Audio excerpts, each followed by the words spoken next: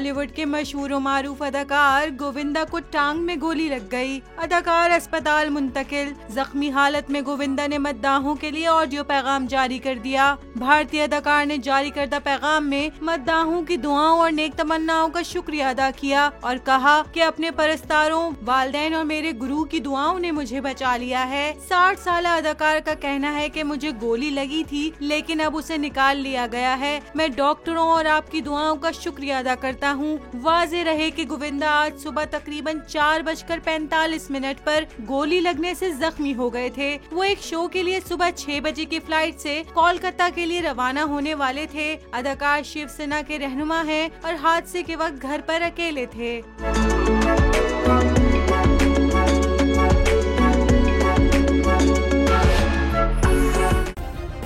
Subscribe करें और bell दबाएं ताकि कोई खबर रह न जाए।